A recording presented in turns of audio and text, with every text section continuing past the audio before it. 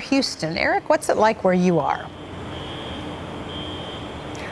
Well, Terry, this tropical storm, I tell you, just continues to swirl around the state of Texas. As you mentioned, we are in Houston, and this is an example of what we're seeing a lot of out here is just cars stranded out in the middle of the road trying to get through the rising floodwaters. But I tell you, they receive so much rain so fast that the entire freeway system out here is just underwater. There's only a few ways to get in and out of the city, and thousands of rescues have taken place, and thousands of more people still need to be rescued.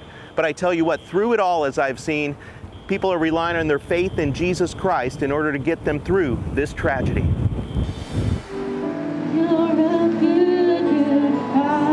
With no electricity, members of Rock City Church in Flower Bluff, Texas, which is right next door to Corpus Christi, still gathered for Sunday's service. They used the power of God to lighten up their hearts and their minds and turn to God for help during this trying time. So the work never stops for us as Christians. We know that. And we just get leaner and meaner. And we shine brighter and brighter in a dark world. It's that faith of Christ that brought many literally out of the storm. My church is barely standing anymore. It's the church got demolished. Our high school, it took a pretty big beating. I'm actually headed back over there as soon as I get some more diesel. Headed over there to Rockport right now, see if we can't help out a little bit more.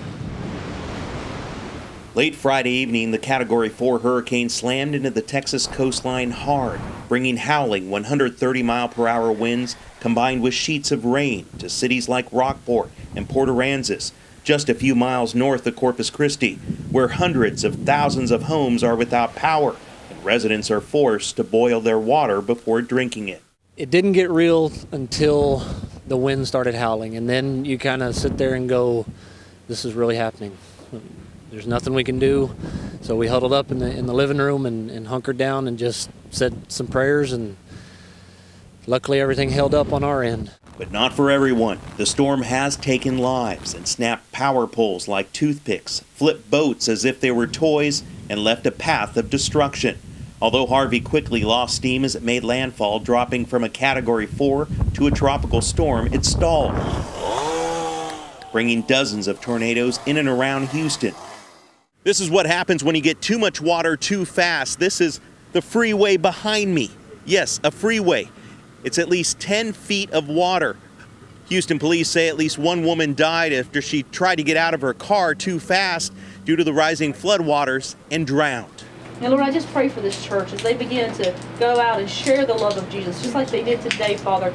Now relief is on the way. CBN's own Operation Blessing is gearing up, talking and praying with local pastors on where to bring food and other non-perishables. Our equipment is pre-staged in Beaumont, Texas, just a few hours away. So when the roads are clear and the power lines are up, Operation Blessing will be moving in.